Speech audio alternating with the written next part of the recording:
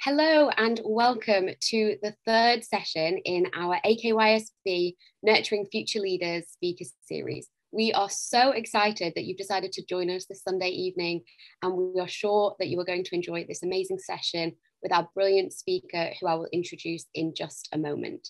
My name is Alina Leather, and I will be one of your hosts for this evening. I'll hand over now to Anusha, who will also be your host. Hello, my name is Anusha, and I'm super excited for today's session. It's going to be incredible. I can already feel the energy. But before that, I just want to go through some quick housekeeping for today's session. So this session is being recorded. However, your video will not appear in the recording, and breakout sessions will not be recorded. And we would love to see some cameras to see your lovely faces. That would be really good for interaction purposes. And please ensure your mic is muted throughout the whole session, except for the breakout sessions. And there's also some time set for the question and answer session, so you can send them to me directly or on the main chat, whatever is comfortable for you. That's it. Perfect. So let's get straight into it. I will hand over to our speaker, Abid Tejani, who is a subconscious specialist. He will share with you information about him, his story, and guide us through this session. So Abid, over to you. Hi, everyone. Welcome to today's session. I am super excited for this. And why don't we just jump straight in?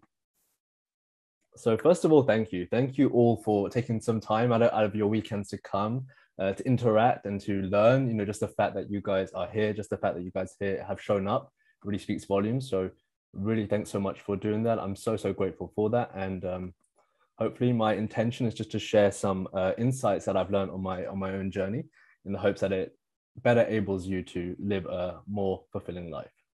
So as by way of introduction, my name is Abid Tejani. I'm the founder of the Optimal Being Consultancy, whose mission is essentially to help people transform their lives and live in alignment with their best and highest version of themselves. So I'm a subconscious specialist, and I specialize mainly in mental health, trauma, and limiting beliefs. And I've been fortunate to work with a wide array of clients, which has really helped me to prepare for this talk. So let's go into my story a little bit of how I got here. So when I first, I went to school and what have you, I went to business school, and I was along the traditional path that a lot of us have been set out to go down. Go to university, get a good job, do this, that, and the other. So I was, I had a great job. I was working at one of the fastest growing startups in London, and there was a disconnection that I felt between, what was happening in my life. I had done all the right things. I had gone to university, I got the good job, I had a nice apartment, etc. But I wasn't really fulfilled. I wasn't really happy.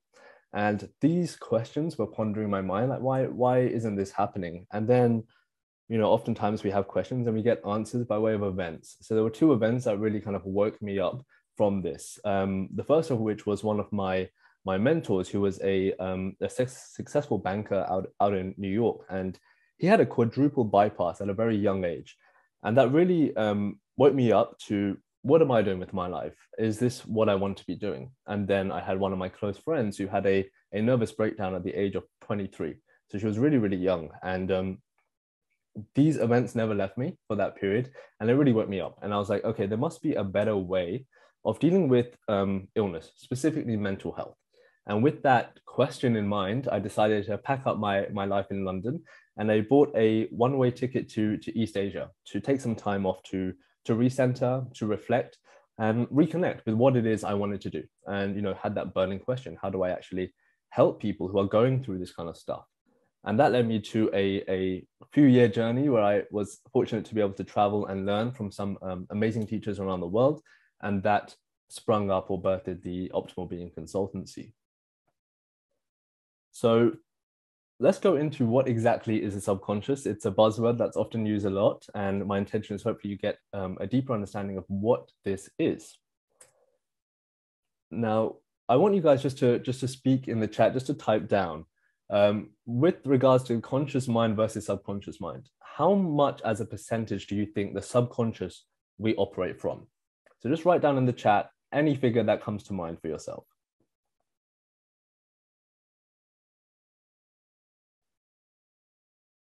So we'll clear the eyes. Here it is.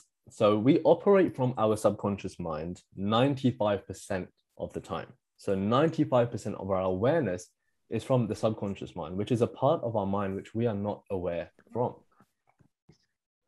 So what are the differences between the two? So the conscious mind, as we mentioned, we're only operating from that 5% of the time. 95% of our time, we're operating from the subconscious mind. Now, what's really interesting is the subconscious mind doesn't have a concept of time. What this means is it only knows this present moment, this now moment. Whereas with the conscious mind, we can go in the past, in the present, in the future. I can ask you where you're going on holiday next month, hopefully, or what you had for lunch yesterday, and you'll recall that. But the subconscious only knows this now moment. There's no awareness of time. In the subconscious mind, this is where a lot of our information is stored, specifically our experiences that we've had in our life, the habits that we formed in our life, the behaviors that we have, and the beliefs that we have around the world. And with the conscious mind, we have willpower. So willpower is one of the ways that we can actually transform some of this stuff which is stored underneath the surface. What's really fascinating as well is the subconscious views the world through the lens of a child. So this might make you better understand, sometimes maybe you're having an argument with someone and they revert back to an older version of themselves, or they're not quite thinking with the adult logic because maybe they've been triggered. Maybe something has come up from the past and now they're viewing the world through that lens of a child. Whereas with the conscious mind, we have a heightened perception of the world when we're using this part of the mind. We can hopefully deduce and use logic to reason and to think about different stuff. The subconscious, a really important fact, is it doesn't know the difference between imagination and reality. Okay, and that's a really important fact, and we'll get onto that a little bit later. And lastly is the processing capacity. So what information that the subconscious can store and process. It's approximately 4 billion bits of information per second. The conscious mind is around 2,000 bits of information per second. So think of it like your body's supercomputer, right? It is processing a lot of information that's coming each and every day, and it's filtering that information to give you what is right for you. So a good example is sometimes, let's just say you're having a Zoom call, you're making a coffee maybe while you're on the Zoom call, suddenly the doorbell rings, right? There's a lot of stuff going on, and then you add a baby that's crying into the background. Your mind's going to be like, too much is going on right now, because it's only processing at a very small capacity. So how does this actually operate? How does this part of our mind work? So 5 key facts that I want you guys to understand is, as we mentioned, the subconscious is always in the present moment. It has no concept of time, which is, if any of you are familiar with affirmations, the most powerful affirmations always begin with I am, right? Because it's talking about, in this moment of time, I am happy, healthy, wealthy, successful, whatever it may be. Secondly, what's really fascinating is when our mind is actually formed. So the subconscious is actually what we call programmed during the first 7 years of our life. And then actually, they have shown that it starts when you're in the womb, right? So when you're in the womb, think of it as nature is preparing you for what's out there in the world. So during this part of our life, we are very much like a sponge. So we download everything from our environment so we can understand how do we function in the world. Because there are so many little rules about how to function. Just when you're thinking about maybe eating dinner at the table, how do I hold my cutlery? Do I open my mouth? Do I close my mouth? Do I put my feet up? Do I put my feet down? Do I eat from a plate? All of these little rules. So oftentimes you'll see children mimicking their adults, mimicking the people around them, because they're trying to understand, how do I fit in? And this is what we call, when we're in this state, we're operating in what's known as a theta brainwave state. So similar to hypnosis, which is why as kids, we're very programmable, we're very moldable. Oftentimes when we're learning a language, children pick up languages very, very quickly. But what's really fascinating is this program that we absorb about the world, good or bad, then plays out for the rest of our lives until we become aware of it and then choose to make a conscious effort to change it. So the subconscious will see the world through a variety of filters. The main ones are our belief system, what we view the world as, our memorized behaviors, our habits, our attitudes, our emotional reactions we've had, and the perceptions we've deduced from this. As we mentioned, the subconscious mind, it doesn't know the difference between imagination and reality. And lastly, when is it most programmable? When is it When are you able to change the programs that are running? And that is during the first and last hour of your day. This is when the subconscious is most programmable, because your subconscious activates a lot of the time when we're sleeping, right? That's when your brain is kind of organizing all of the information. So you can actually make use of that time. And we'll go into more details of how to do that. And this is, some really fascinating research is now coming out, and it's really showing that the subconscious mind shapes the way that we see the world, shapes our viewpoint. So therefore, if we want to change the world, a lot of people, go outside and try and change everything that's happening around them. What's really more impactful is if you change yourself, right? When you change yourself, you are then better able to change the world, because you were viewing the world through a certain filter. It's kind of like changing your glasses. Once you change your glasses, you can see the world through a different way. Maybe you might have experienced that. Some close friends of mine, maybe if you battled a chronic illness, if you lost a loved one, these events are hugely emotional events, and they change the way that we then see the world and our lives moving forward. So how do we actually see the world, right? How do we actually process all of the information that's coming into our lives? So there's two main inputs. There's the internal input, which is our own thought system, our own mind. And then there's the external input, so how we interact with the world, mainly through our five senses. Now, what's really cool is there's a part of our brain called the RAS, or reticular activating system. And what this does is it filters all of the information we get in accordance with our own belief systems, behaviors, habits, etc., that we talked about. And then we then see the world based on this programming. And I really found this play out in regards to when I was working in the corporate space, and let's just say, for example, my manager gave our team a project. And, there would be one of my colleagues, he maybe had got the project. He was very chilled out, very relaxed about how to deal with it. But then another colleague was in a state of stress, really anxious about, oh, am I going to get this done? Am I going to get it done on time? So that's really the same information. Nothing has changed, but the way that they are reacting is completely different. And that's because they have a certain set of behaviors, beliefs, and programs that are running in the background. So let's talk about the power of beliefs. Gandhi was extremely wise, and one of his most famous quotes, which really shows how aware he was of different stuff, was, keep your beliefs positive, because your beliefs become your thoughts become your words become your actions become your habits, and your habits become your values, and finally your values become your destiny. So this is really showing us how powerful our beliefs are. And just to recap, we talk about how the subconscious is programmed during the first 7 years of our lives. So normally what happens is we would have an experience. Something has happened in our life. And that experience then flags up to the mind. Okay, let's just say a teacher spoke to me and said, I'm not going to be successful when I grew up. Okay, and then maybe that experience repeated itself. Maybe I continued to get bad grades. Maybe she continued, or he continued to say bad things. And that then formed a belief. The belief was, I'm not good enough to be successful, for example. And that then shaped our reality, because we are now operating with the belief of, I'm not good enough to be successful. And our brain is trying to find and mimic and to see what information matches our belief. So depending upon our beliefs, we will then get that information that is compatible with that. Let's go into an example here. So here we have young Alia. Okay, so when she was young, she was the teacher's favorite. She would always get good grades. She was the top of the class. And she thought to herself, her subconscious mind was thinking, it's so easy to do well in school, I don't have to work that hard to be successful. So the subconscious formed the belief, success comes easily to me. And for her adult life, she found she didn't have to worry about getting good grades or failing. She found that success came easily to her.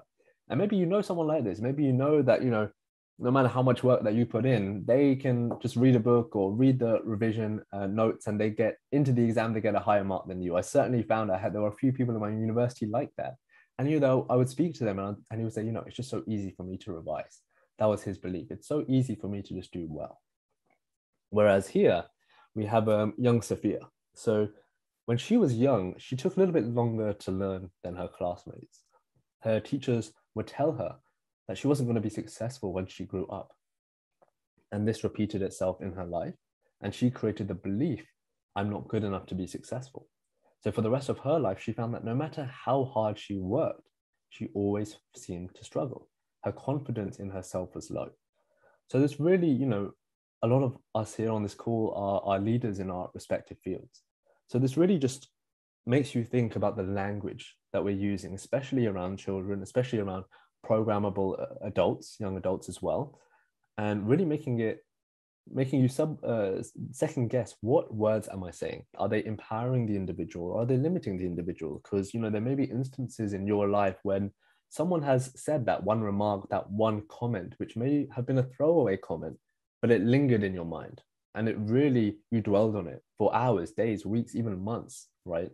So just really becoming conscious of what words are we saying, what environment, what beliefs are we spreading to our youth, to other people within our community. Miguel Angel Ruiz has a beautiful quote, and he says that 95% of the beliefs that we have stored in the mind are nothing but lies, and we then suffer because we believe these lies. So some examples of limiting beliefs that I found certainly with my clients is, no matter what I do, it's never good enough. And the counter to that is I am enough. Maybe I'm not smart enough to do that, or I love and appreciate myself exactly as I am. So as I'm reciting these, maybe think about your own belief system. What do you believe about yourself? What do you believe about the world? What do you believe about, it could be anything, relationships, finance, business, etc. Stuff like I can't trust others for support, or it's easy to ask others for help. It's hard to make money, or I'm always attracting a flow of money. Relationships always end in disaster, or relationships are an opportunity to grow and learn. Maybe I'm unworthy of love and happiness, or I'm just as worthy of love and happiness. So as we spoke about, the reticular activating system is there. It's our mind's way of shortcutting all of this information that we're constantly being bombarded with, and it's matching our belief system, right? So if we believe the world isn't a safe space, for example, we're going to see that. If we believe the world is safe, we're going to see that as well. If we believe we never have enough money, we're going to create and attract the situations which show us that. And also, the reflection of that as well. If you believe we always have enough money, we're going to find ourselves in situations, or maybe it's so easy to lose weight, we find ourselves doing that as well. Or the opposite, it's so hard to lose weight, we find ourselves doing that as well. So let's get into the mind of a leader. How does the mental framework look like for a leader? I've been really fortunate. I've been really fascinated with people who are successful in all their different fields. And I've been fortunate to work with a few titans in their own industry. And it's really interesting the mindset that they have. And really it comes down to positive thinking versus negative thinking. So let's go into this a little bit in more detail. So positive thinking, or the placebo effect. So through the power of positive thinking and positive belief, we can produce the ideal outcomes that we want, right? And how effective is this? It's so effective that if you can give someone a pill, which, maybe a sugar pill, and you tell them it does X, Y, and Z, if they fully believe in the power of that pill, it has the potential to completely transform whatever it may be. That's called the placebo effect. How effective is this? This is used to actually show how effective other medicine is through when you're using a double-blind study. It's often treated with the placebo. So this is simply the power of the mind, right? And research has now found that, for example, with anxiety, it's an emotion that lasts up to 4 hours. But on the other hand, it's shown that persistently thinking about a positive event lengthens the feelings of joy, which can last up to 6 hours. And since the subconscious brain can't tell the difference between what's real and what's imagined, visualizing positive events may be the scientific equivalent of a magic bullet that simultaneously reduces worry and increases joy. And maybe someone in your life that, no matter what happens, they're such a positive thinker, right? They're always optimistic about the world, and their life mirrors that with whatever they may have or the situations they may be. So this is really the mindset of the leader. They're very optimistic about how they're looking at themselves, their lives, and their world. Now, this is one side of the coin. And there's another side of the coin that we're just learning about. And this is called the nocebo effect, which is the evil twin. And this is through the power of negative thinking and negative beliefs, we can produce a negative outcome on our bodies and our lives. And this is so effective, and so much research has gone into that there was an analysis of more than 300 studies covering 30 years of inquiry into the relationship between stress and the immune system. And what they found is that negative thinking, stressful events, and of course, our response to events that cause the stress can change our functioning system of our immune system, right? So this is really showing how powerful the mind is. If we're constantly, for example, watching the news, right? The news, it's more likely than not a lot of fear, a lot of negativity. If we're constantly showing our mind that, especially before we sleep, we're putting ourselves in a negative state, right? And this is not optimal for our body, for how we want it to work.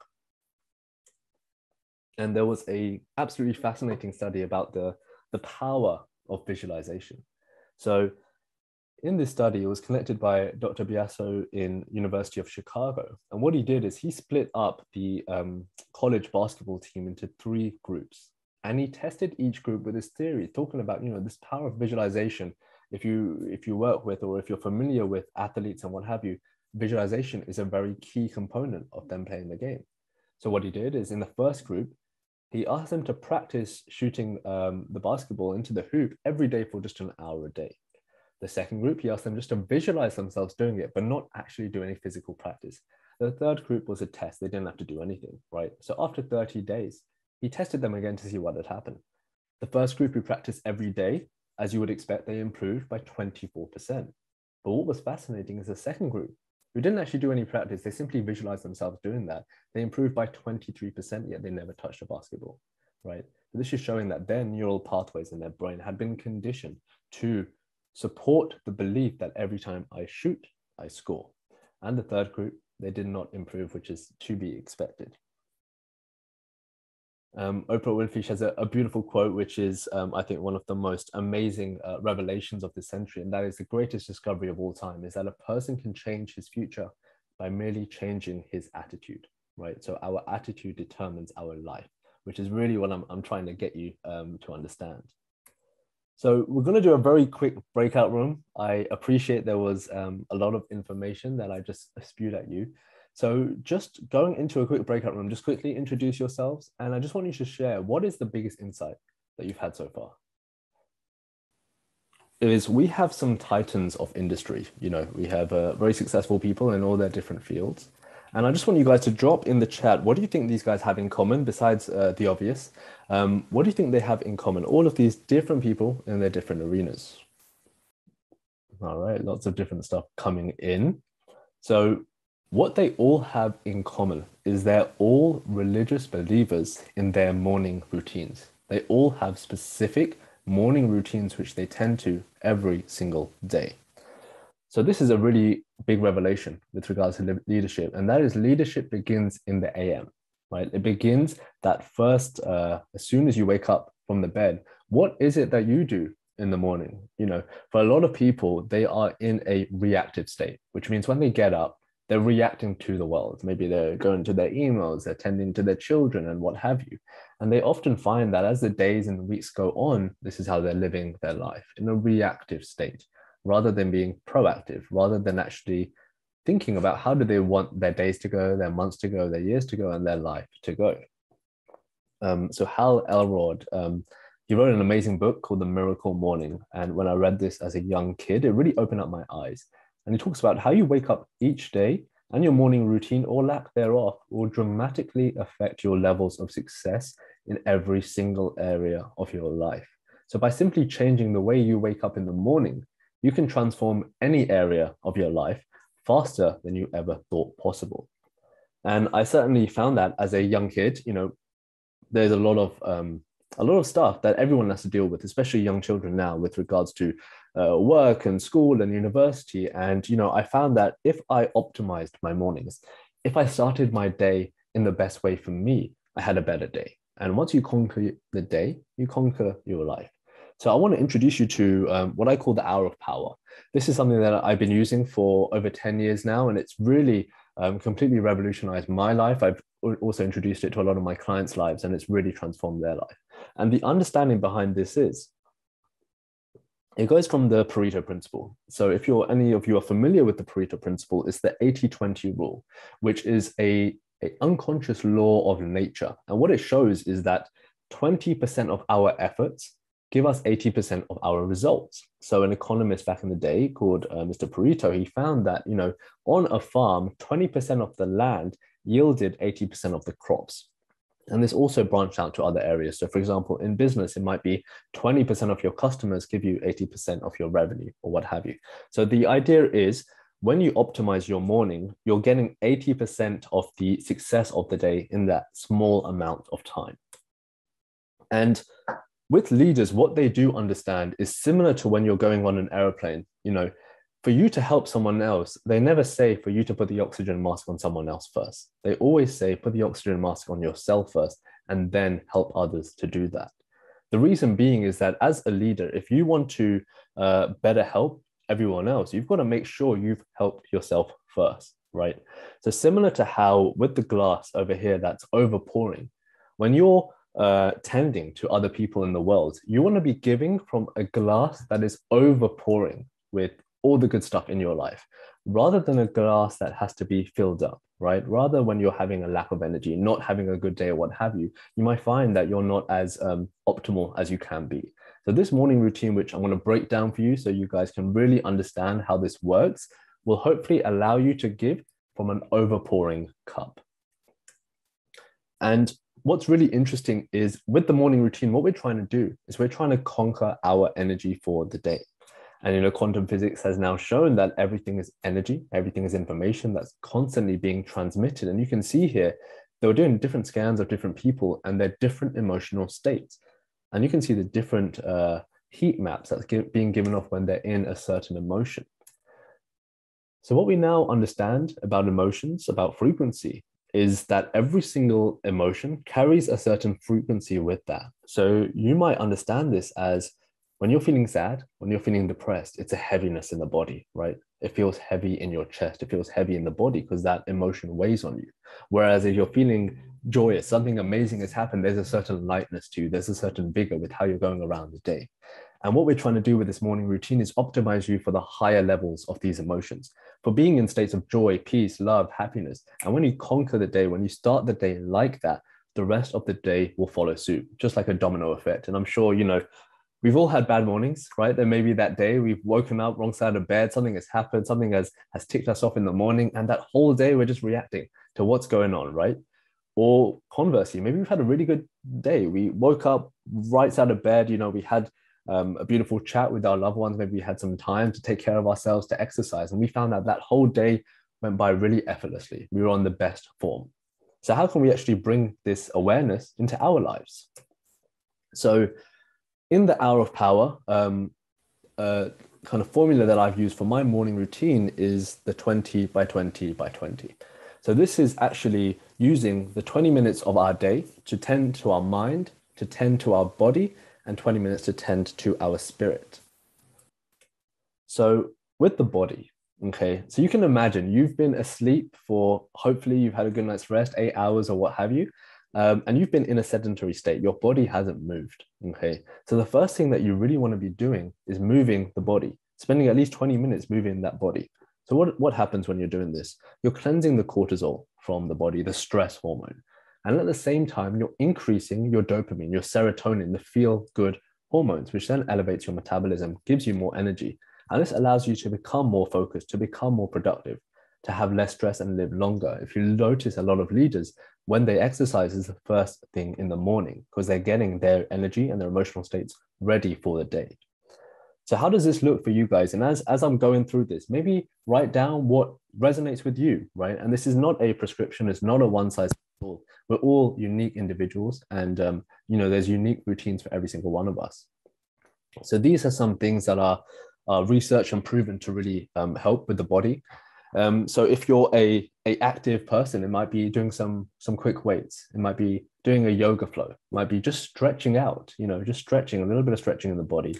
Maybe a HIIT workout, maybe a walk, right? Just going for a walk around your neighborhood. If you are lucky to have a garden, walking in the garden barefoot, which is really shown to actually relax the body, soothe the body. And another thing that's I want to highlight is no coffee. No coffee just in the first hour of the day at least, because we have the cortisol and stuff running through our system. We don't want to be adding to that. So instead of the coffee, opt for 2 glasses of water. You haven't drunk or been hydrated in about 8 hours. So you want to wake up the body naturally. And the best way to do that is just add a little bit of salt, a little bit of lemon. So you're getting that hydration, those amazing qualities that we get from water. And now the mind. So how do we tend to the mind in the first 20 minutes of the day? What can we do? So when we're tending to the mind, what's happening is we're really recentering with us, right? We're connecting back to ourselves. We're connecting back to our thought process. And this really deeply connects us to ourselves and allows us to go into that the rest of the day with that connection. Then that allows us to become more happier, more at peace, increasing our positivity levels, decreasing our reactivity. Sometimes something might happen, it might trigger us. Maybe someone's pulled in front in the traffic light. And maybe you're aware that when you do your morning prayers, morning meditation, whatever it may be, you're more relaxed. You're more allowing of stuff that's happening, right? So this ultimately gives us a stronger performance in the world and less anxiety. So what are some stuff that you can do, that you can incorporate into your routines?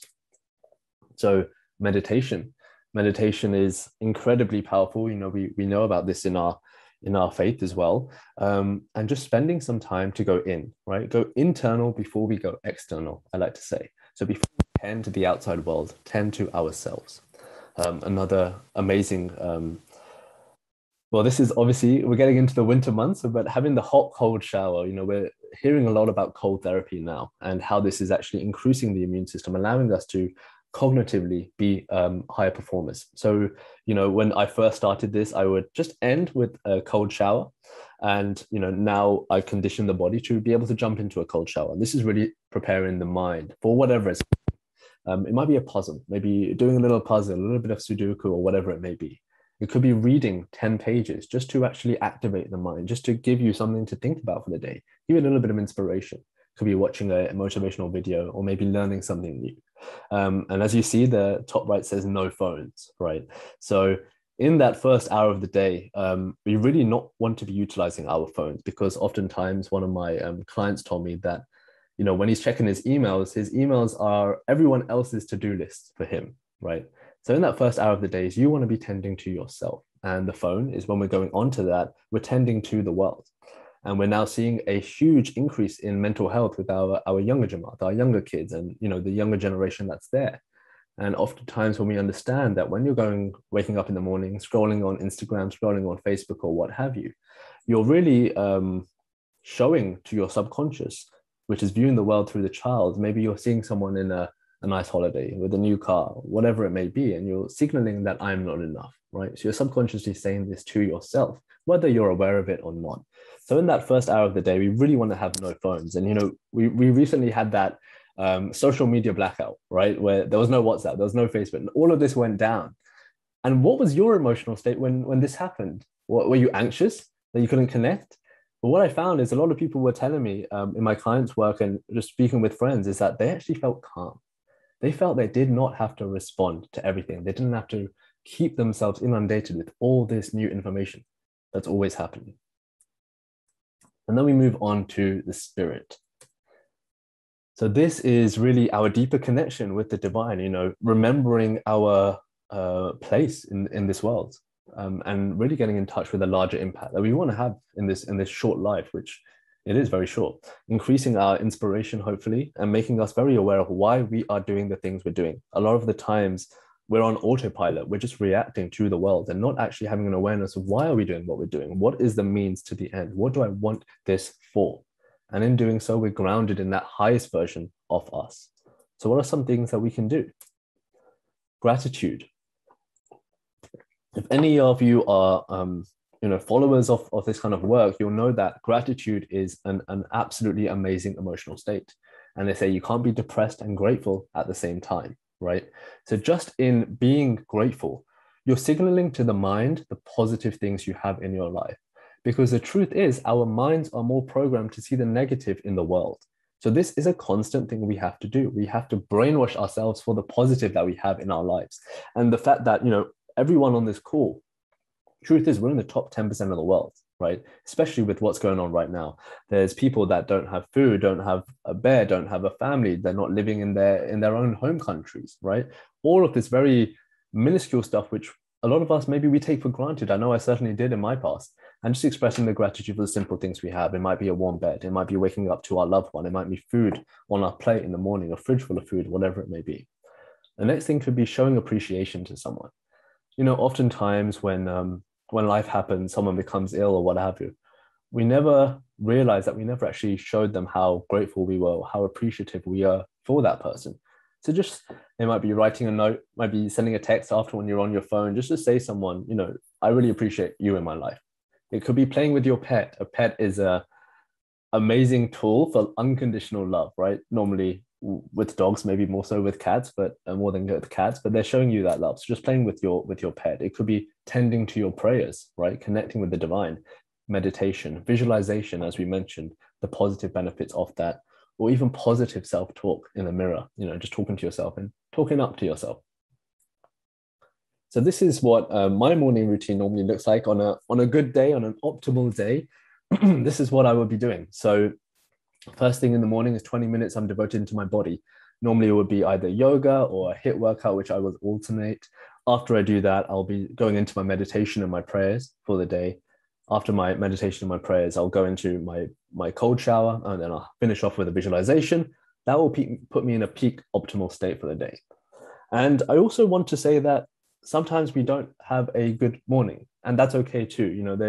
This is me on a great day, and some days the day will take us away.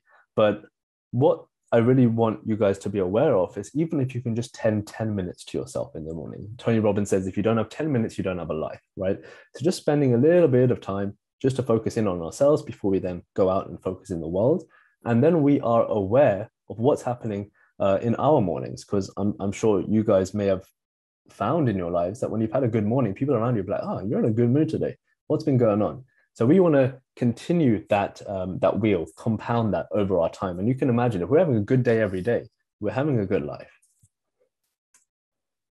So now we're going to have another breakout. And, a lot of people give a lot of information, but this is the time where you can actually utilize what I feel is one of the best informations out there. So design your own hour of power. So just go into a group, create a little accountability, right? Exchange some contact details, and maybe take a 7-day challenge to decide what you're going to do moving forward. Okay, guys, so I hope you had an amazing breakout room and you're going to stick to that. Just 7-day challenge just to optimize yourself. And, I am 100% positive you're going to see a huge benefit in your life, and it'll be very easy for you to continue it on. I want to share some, hopefully I've whetted the intellectual appetite there, and, the learning never stops. So here's some amazing resources and books that really helped me in my own journey. The first one on the left is The 5 a.m. Club by an amazing man called Robin Sharma. If any of you are familiar with him, he wrote the first book, The Monk Who Sold His Ferrari, which is also a fantastic read. So this is, he's one of the top performance coaches in the world, and he really actually goes into that hour of power in a lot more detail than I have done, a lot more research and what have you. The second one is, if you're more scientific minded, it's by Dr. Bruce Lipton, called The Biology of Belief. And this is really actually understanding how our beliefs affect our biology on a very, very cellular level. Next, we have an amazing doctor called Dr. Joe Dispenza, who's really become world-renowned through his research and his insight into meditations and what have you. He was one of a guy who had an accident and he broke several vertebrae in his back, and he managed to heal himself with the power of meditation and with his mind. So he wrote a book called Becoming Supernatural, which is another fantastic read. And lastly, we have a guy called Vishen Lakhiani, who's the founder of the global wellness company called Mind Valley. And this is some of his insights into the mind. It's called, The Code of the Extraordinary Mind, 10 Unconventional Laws to Redefine Your Life and Succeed on Your Own Terms.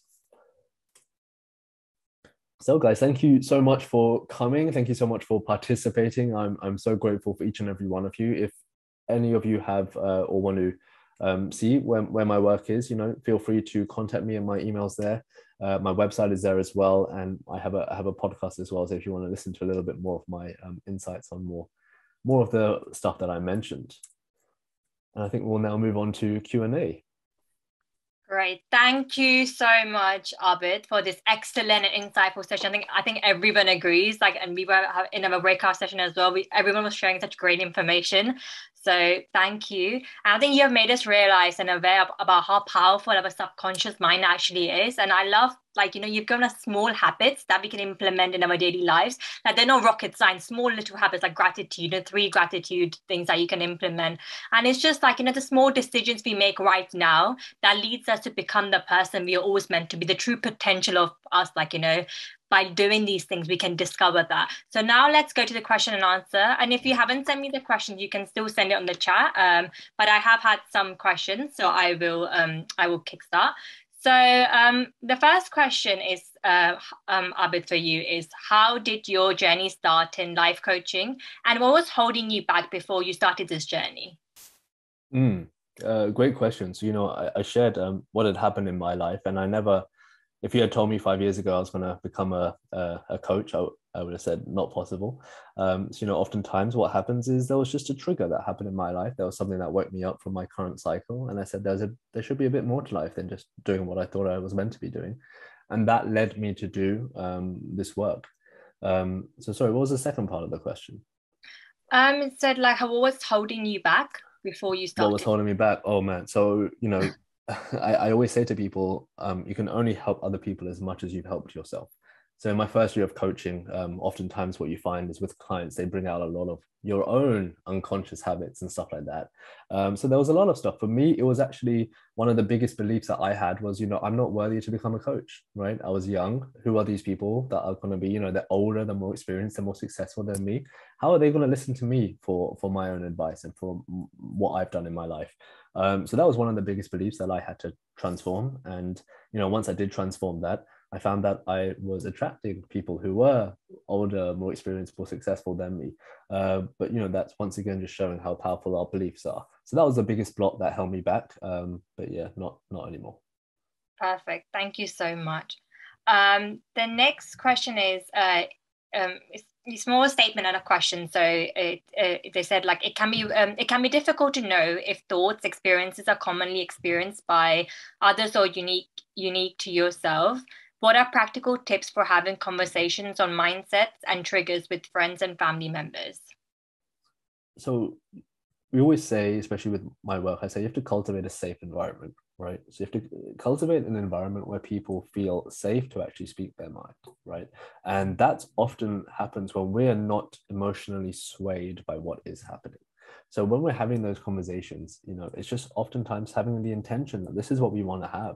This is what I want to talk to you about. Are we okay to talk about this right now? And having that conversation, because as you said, a lot of times we're having thoughts and a lot of stuff is going on in our minds, and sometimes those thoughts are not ours. It might be just something what's happening in the collective stuff, that thoughts come in and out of our mind. A lot of the thoughts are just like floating clouds. So a great thing is meditation, because meditation allows you to see that you are not your thoughts. You are the awareness of your thoughts, right? When we meditate, then we're further able to actually better connect with other people and better talk about these triggers and what have you, but really creating a safe space where people do not feel that you're projecting onto them, where people do not feel that if they say something, you're going to take that to heart. Great. I think that was pretty insightful. Thank you for that. We have so many questions. I'm going to try and get to them. So the next one is, how do we break past our resistance to old patterns and habits? For example, talking negatively to ourselves. Like, we do that all the time, right? Yeah, it's negative self-talk is very very common. So first of all, accept that's what's happening, right? Accept that that's what's happening in your life and you are aware of that. So then you're shining the light of your awareness. You're saying, what, I have this negative self-talk. So just the fact that you're even saying that I have that is a huge plus. And then I would say, once again, go back to this hour of power, right? Just go back to this, because you are, as we say, you have to constantly brainwash yourself for the positive. So similar to how you shower every day to cleanse the body, you've got to do this to cleanse your spirit, cleanse your mind, cleanse yourself. So when we're doing this every single day, you're then going to feel the benefits of compounding. And then you're going to say, okay, 30 days down the line, that negative self-talk is no longer as loud as it once was. Great. Thank you. Yeah, exactly. I think acceptance is very important. And I think, yes, you reflected like before as well, changing your belief system. I think we have to be rewiring our subconscious. So exactly right. One more question was, any suggestions to overcome anxiety feelings from the pressure of work? So this is a fascinating thing. And this came up with a client recently who was very, very anxious at work. And when we actually went into our session, you have to see how long has this been going on for you. If this is an ongoing thing with your work, then you might not be in the right job, right? You might not be in the right industry. And this is something that, you have to go back to your belief systems. Do I feel unworthy of another job? Do I feel unworthy of being successful in another industry or what have you? And really taking a look at where we're at in our lives. But, besides that, a lot of the things that we can talk about, especially with work, is making a list or having a journal of the wins that we have in our work. Right. So writing down all of these successes that have happened in our work, because oftentimes, the mind is more biased to see the negative. We want to brainwash it with the positive that's been happening. And when we're having that journal, we are then just shifting the mind to see the positive in our work. And what you will hopefully find as you continue that is that, there are a lot of wins I'm sure you're doing in your work. I'm sure you're doing amazing stuff in your work. And, you just want your mind to see that. Exactly. I think we forget to celebrate ourselves sometimes. We're always focusing on what did I do wrong today, right? That's the highlight in your head that's going around. So I think that's amazing to actually reflect on your day and night and just be like, what did I do right today? I think. Right. Powerful. I think this is a very interesting question. What is your advice for dealing with imposter syndrome? How do you pick yourself back up and believe in yourself when faced with significant challenges in life? Well, I've certainly felt my own share of imposter syndrome, so I can resonate with where you're coming from. And I think at the end of the day, it's building up your self-esteem. And self-esteem is a relationship that you have with yourself, right? So how are you benefiting and how are you building that relationship up every day? So with imposter syndrome and what have you, it can be just the fact that, I have certain goals, I know what they are, and I am going to do whatever I can to meet those goals. And once I meet those goals, you feel elevated about yourself, about your accomplishments and what have you.